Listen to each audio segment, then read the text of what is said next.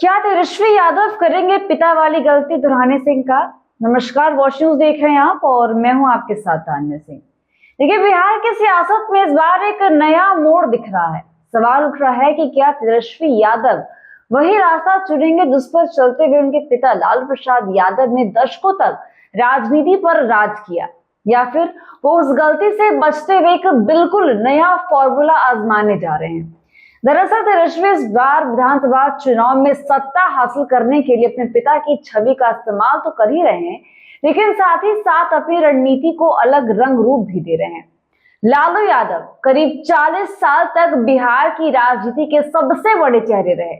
उनके देसी अंदाज, चुटीले भाषण और नारों में हमेशा एक गहरा राजनीतिक संदेश छुपा होता था, जो जनता पर असर डालता था।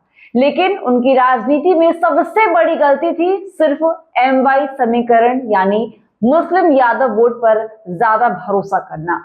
यही वजह थी कि समय बीतते बीते राजद सत्ता से बाहर हो गई और विरोधी दल का दर्जा भी खो बैठी। तेजस्वी यादव ने इस गलती से सबक लिया है। वे समझते हैं कि अब राजनीति सिर्फ जाति समीकरण से नहीं चलने वाली। जनता रोजगार, विकास और भ्रष्टाचार जैसे मुद्दों पर जवाब चाहती है।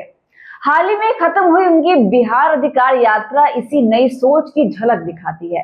यात्रा के दौरान उन्होंने मगध, मिथिलांचल, कोसी और तिरहुत में जाकर सीधा जनता से संवाद किया।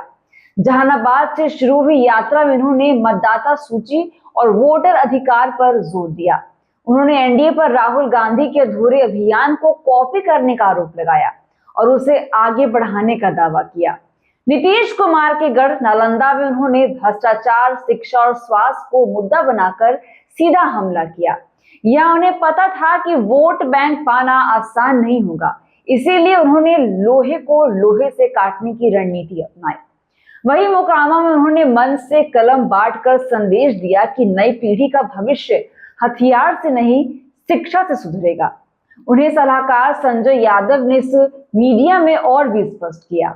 बेगूसराय में जहां कम्युनिस्ट और NDA का मजबूत आधार है, उन्होंने जाति धर्म की राजनीति को नकारा और उद्योग, रोजगार और महिलाओं की सुरक्षा पर बात की। जबकि खगड़िया में दियारा इलाके में वे अपने पिता जैसी देशी शैली में दिखे। भीड़ से एक बच्चे को हेलीकॉप्टर में बिठाकर उन्होंने लालू स्टाइल को दोहराया। मधेपुरा पहुंचकर जो यादवों का गढ़ माना जाता है, तेजस्वी का जोश और बढ़ गया। उन्होंने PM मोदी और अमित शाह पर सीधा वार किया और कहा, गुजरात में फैक्ट्री और बिहार में बिक्री अब नहीं चलेगी। कोशी और मिथिलांचल में उन्होंने पलायन, अपराध और महंगाई को बड़ा मुद्दा बनाया, जबकि वैशाली में सीधा सरकार को घेरा।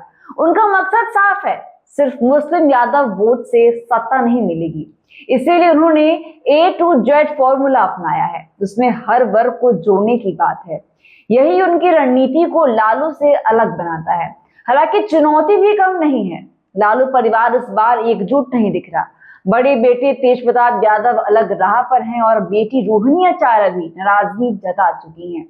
ऐसे में अगर नतीजा राजद के पक्ष में नहीं आया तो सीधा ठिकरा तेजस्वी यादव के सिर फूटेगा। BRA बिहार विश्वविद्यालय के प्रोफेसर डॉक्टर विपिन राय मानते हैं कि जाति अब भी अहम है, लेकिन जनता अब विकास की ओर झुक रही है। तेजस्वी की नई रणनीति इस बदलाव की उपज है। अब देखना दिलचस्प होगा कि क्या ये नया फॉर्मूला उन्हें सत्ता तक ले जाएगा या नहीं। तो वैसे ही राजनीतिक अपडेट्स के लिए बने रहिए हमारे साथ, देखते रहिए वॉच न्यूज। दीजिएगा इजाजत, धन्यवाद।